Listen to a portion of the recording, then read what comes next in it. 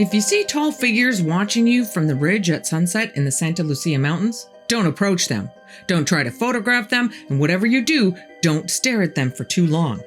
These warnings have been passed down for generations, but what exactly are people seeing that's so dangerous? And why do pilots, hikers, and even respected scientists continue to report encounters with these mysterious watchers? I'm Carol Ann, and welcome to the InBetween.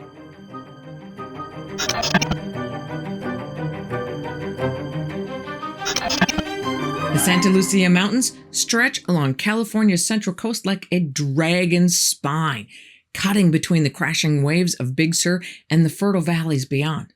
This isn't just another pretty postcard landscape. It's a place where reality itself seems a little thinner. The fog here doesn't just roll in. It creeps, it swallows, it transforms. One minute you're enjoying a spectacular sunset, and the next you're enveloped in a cloud so thick you can barely see your hiking boots. Perfect conditions for playing tricks on the eyes, or for something to watch you without being seen. And that's exactly what people have been reporting for centuries. They call them the Dark Watchers.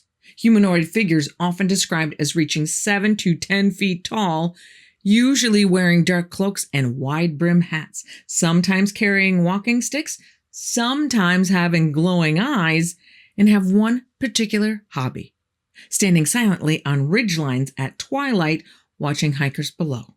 Try to approach them, they vanish without a trace. No footprints, no evidence, just that spine-tingling certainty that something was there. So grab your hiking boots and stay close. We're about to venture into territory where not everything that watches from the ridgelines is human. The Santa Lucia Mountains aren't your average range of hills. Rising anywhere from 1,000 to 3,000 feet right off the beach, they create their own weather systems, where sunshine can transform into pea soup fog faster than you can say, "What's on that ridge?" The earliest whispers of these mysterious figures trace back to the indigenous Chumash people. And while they never named shadowy beings called Dark Watchers in their oral history, their spiritual traditions include their ancestral spirits who linger in this world in human form and watch over the tribe from the mountaintops. They also have something called mountain spirits, who are described as tall and cloaked, and said to watch over sacred sites or guide lost travelers. Either one of those could pass for our Dark Watchers.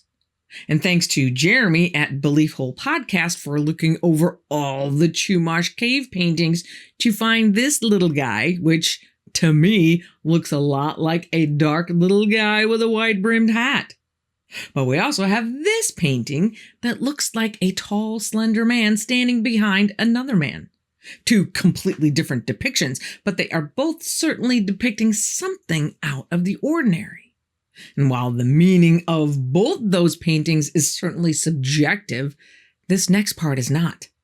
As time rolls on into the 1700s, the Spanish hit the shores of Big Sur.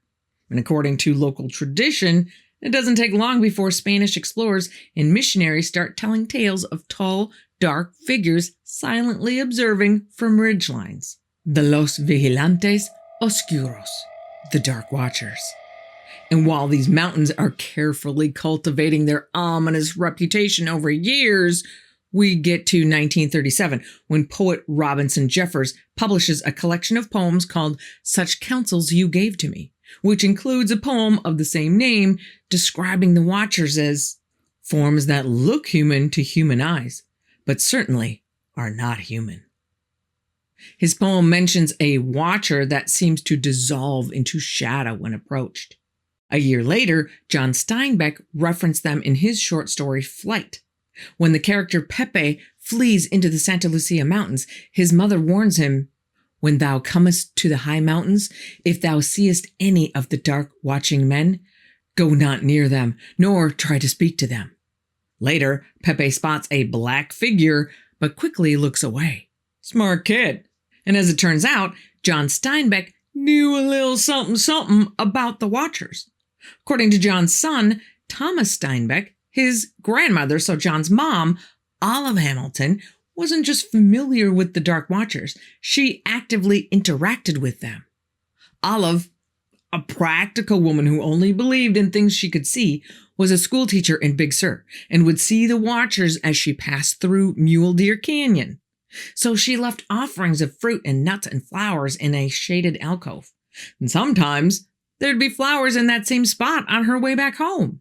In 2014, Thomas Steinbeck and artist Benjamin Brody published In Search of the Dark Watchers, interviewing locals who claimed first-hand encounters, documenting this ongoing phenomena.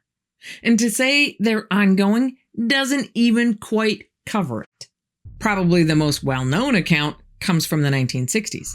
A former high school principal from Monterey Peninsula is hiking in the Santa Lucia Mountains when he spots a dark figure in a hat and cape standing motionless on a rock, surveying the wilderness in front of him.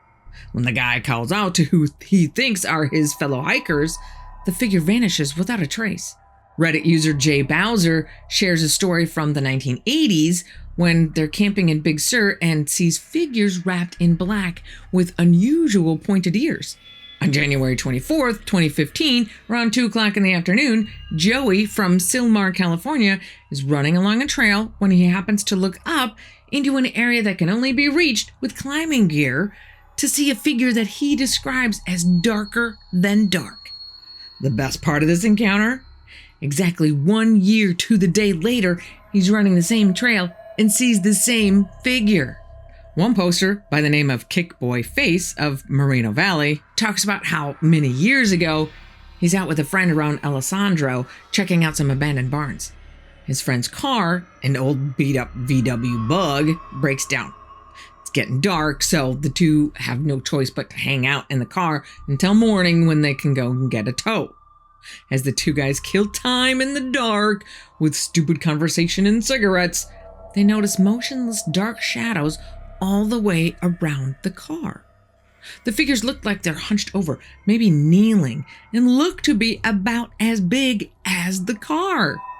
The two guys get in and out of the car and walk around a little, trying to figure out if what they are seeing is an optical illusion or something. But the shadows never move until they fade away in the morning daylight. Then there's Lee Brennan of Ramona.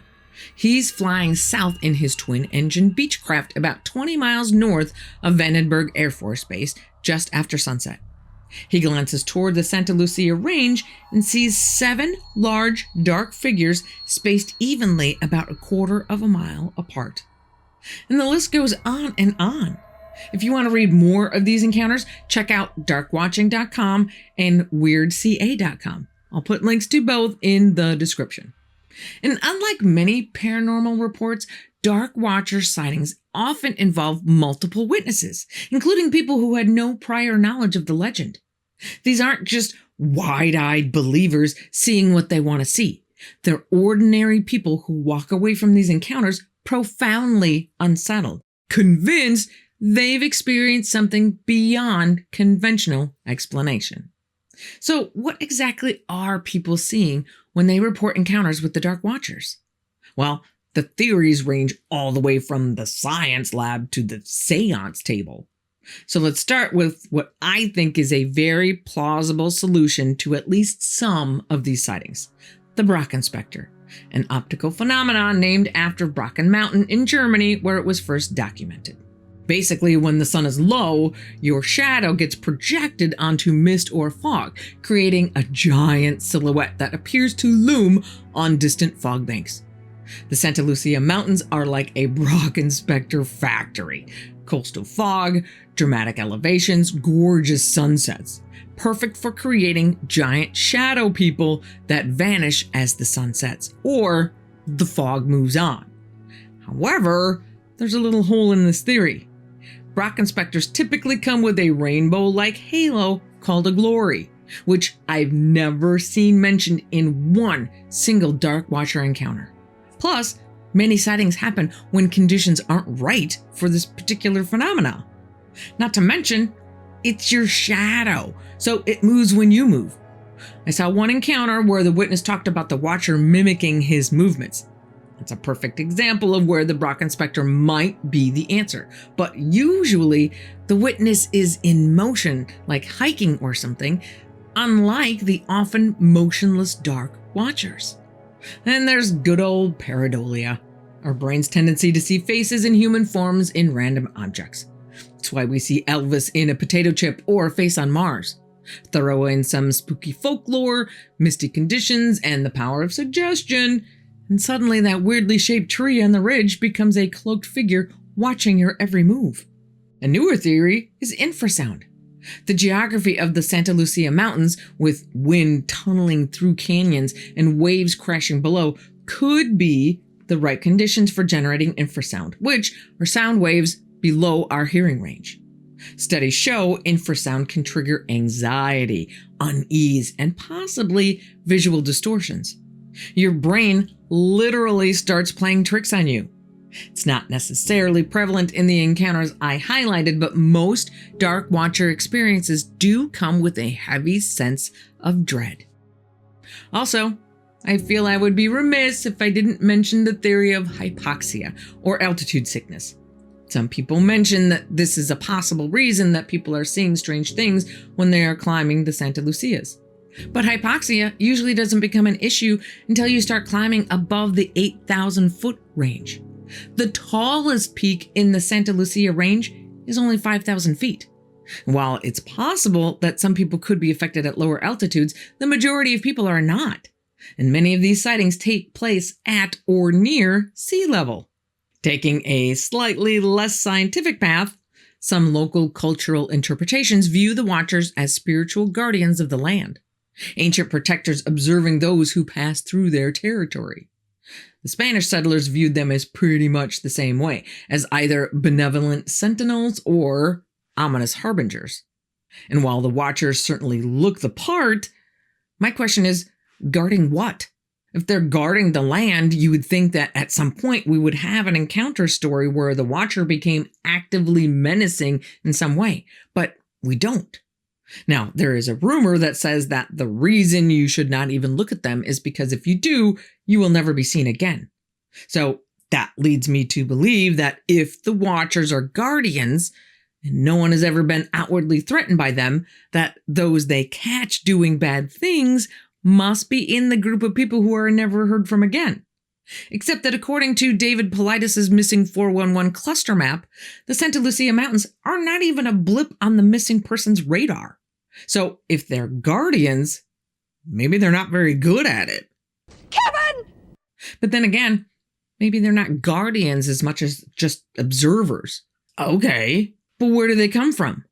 The interdimensional theory suggests these entities exist alongside our reality, but only become visible at certain times, like twilight, when the boundary between worlds supposedly thins. This would explain their tendency to appear at dawn and dusk, and their ability to vanish instantly. But following that logic, we would be seeing them in more places. The Santa Lucia Mountains are certainly not the only place in the world where the veil between dimensions seems thin. Maybe we are. Newsflash, the Dark Watchers of California aren't the only mountaintop jockeys on the planet. Across the globe, mountain ranges have spawned eerily similar legends. The Irish have their Fey folk guarding their sacred sites, and the Norwegians have their trolls. The Himalayas have yakshas, which are nature spirits guarding the sacred peaks of the mountains. But the one I think is the most interesting is hanging out in Scotland's Cairngorms, the Umferliamor, or Big Grey Man of Ben Macdui. Just like our Californian shadow specters, this entity is described as an unnaturally tall humanoid with a knack for appearing in fog and creating overwhelming dread in those who encounter it. In 1925, J. Norman Colley, a respected professor and member of the Royal Geographical Society, stood up at a meeting and dropped a bombshell about his experience on Ben Macdui in 1891. I began to think I heard something else than merely the noise of my own footsteps. Every few steps I took, I heard a crunch, then another crunch, as if someone was walking after me, but taking steps 3 or 4 times the length of my own. As I walked on, and the eerie crunch sounded behind me, I was seized with terror, and I took to my heels, staggering blindly among the boulders for 4 or 5 miles. And this guy was no schlub. After laying the groundwork for the modern neon light as an organic chemistry professor at University College London, he was part of the first Himalayan expedition to even attempt to summit an 8,000-meter mountain, which is over 26,000 feet. They didn't make it and lost half their party to an avalanche. Now, this happened after his experience at Ben McDewey, but I think it shows the guy has fortitude. After colleagues' confession about his Ben McDewey encounter, other climbers came forward with similar stories. Hugh D. Welsh admitted that while hiking with his brother in 1904, they heard slurring footsteps and felt frequently conscious of something near us. Alexander Tunyan had probably the most dramatic encounter in 1943, claiming a strange shape loomed up and charged at him. He fired 3 shots from his revolver at the figure, and when that didn't stop it, he fled down the mountain in terror. Sound familiar? Both the Dark Watchers and the Gray Man are tall, shadowy figures that appear in misty conditions at high elevations. Both create intense feelings of being watched. Both often vanish or evade when confronted. And both have been reported by credible witnesses for generations. But wait, there's more. In Welsh mythology lurks the Brenin Lluyd, the Grey King who haunts the misty peaks of Snowdonia in northern Wales. But while the Scottish and California versions generally keep their distance, the Brenin Lluyd is said to, in certain versions of the folklore, actively try to lead travelers astray. So, just a public service announcement to watch yourself on any future Snowdonia expeditions. Some researchers suggest these mountain entities represent a universal human response to the combination of isolation, reduced visibility, and imposing landscapes. Perhaps our ancestral survival instincts trigger false positives when we're alone in potentially dangerous terrain, causing us to sense watchful presences even when none exist. Others favor a more spiritual interpretation, that mountains, as boundaries between earth and sky, naturally attract or generate phenomena that exist at the edges of perception. In this view, the Dark Watchers, the Gray Man, and the Grey King might all be cultural interpretations of the same underlying reality, different names for the same mysterious sentinels. The scientific explanations for all 3 phenomena are nearly identical: Brocken specters, pareidolia, infrasound, and psychological responses to isolation. Call me crazy, but I just don't think these explanations quite cover everything that is going on in all these witness accounts across continents and centuries. Now, you might think that in our age of Instagram filters and TikTok challenges, mysterious mountain sentinels would be relegated to dusty folklore books. Think again. The Dark Watchers are having quite the cultural renaissance. In recent years, local tours of Big Sur often highlight Dark Watcher lore. Guides take eager visitors to spots known for sightings, particularly during twilight hours when encounters are supposedly most likely. The warnings from Steinbeck's Flight still circulate. Don't stare too long, don't approach, don't attempt communication. And some locals continue Olive Hamilton's practice of leaving small offerings. Modern sightings continue to follow the same patterns reported for centuries: tall figures, ridge tops, twilight hours, disappearing in a flash. Meanwhile, scientists haven't given up on trying to crack the case. Researchers studying meteorology, optical physics, and environmental psychology have been examining the specific atmospheric conditions of the Santa Lucia Range. But what keeps this mystery alive is precisely its resistance to definitive explanation. When satellites can map every inch of the planet and your smartphone can instantly answer almost any question, these elusive figures remain refreshingly analog, experienced rather than explained, felt rather than photographed. So, we're left with a delicious mystery, one that bridges centuries and continents, science and folklore, psychology, and the supernatural. The Dark Watchers challenge our certainty about reality itself. Maybe we don't know as much as we think we do. These dark watchers remind us that no matter how far our technology has come, there remain corners of our world that stubbornly and brazenly defy the experts. And now, for the question that's probably been nagging at you since we started. If you visit the Santa Lucia Mountains, will you see them? Well, there's only one way to find out. Just remember, if you glimpse a tall figure watching from a distant ridge as the light fades, don't stare too long, and maybe leave a small offering before you go. It's nice to know that even in our high-tech world of satellites and smartphones, we've still got a few good mysteries kicking around.